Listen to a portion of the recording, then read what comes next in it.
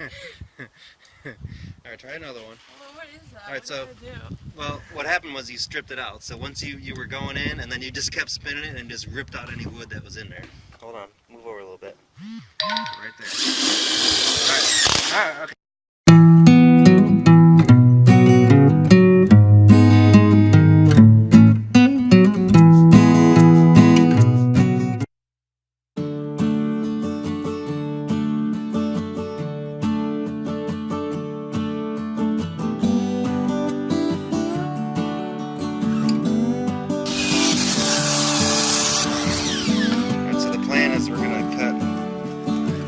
Out like this with a table saw. So this will be the outside edge of the post. The galvanized metal will sit in here like this, like this. Not like that, because they'll be in each other. But that'll give us a lot of hinge to screw to. It'll look really nice.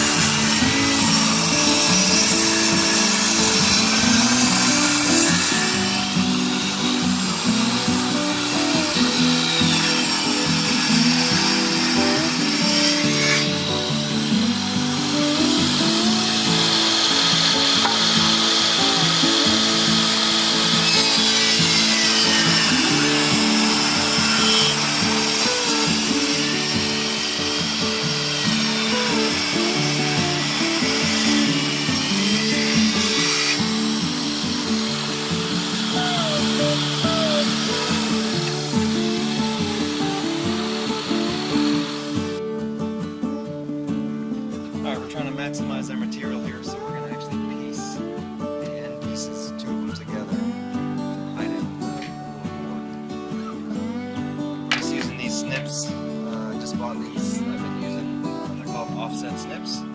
This is part of the head. Instead of being straight, it's turned. And what that does is, as you're cutting, it allows the cutting head to be in your work material and your hand up above it. These straight snips are like this, with the head turned straight. And so your hand is in the way of your material. I don't even know why they sell those, and I don't know how people use them. They're impossible. I've been using offset snips for 20 years. But my other pair wore out, so I just bought some new ones. You can cut this with sawzall, jigsaw, a metal blade, and your skill saw. Lots of different ways. So we got all 4 layers here. I should be able to just rip right through this. Cutting all 4 pieces at once, just to save time and energy. The new Fat Max by Stanley. Get him at your local Lowe's or Home Depot.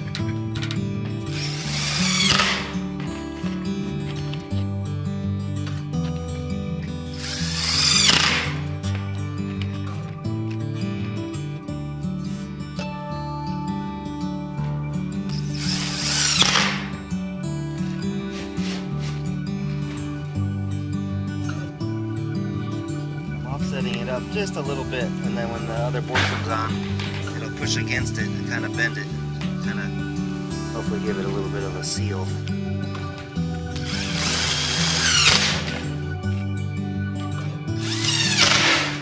Alright, so we're about to put the ends on. We got the sides all constructed, and we ended up, to maximize the material we had, we ended up doing a split seam here. Hide it with a little middle board, kind of like we did here. These are continuous pieces along here, but we'll hide the seam on the sides, or on the ends rather. So we're using these nice stainless steel screws to go along with our nice cedar wood.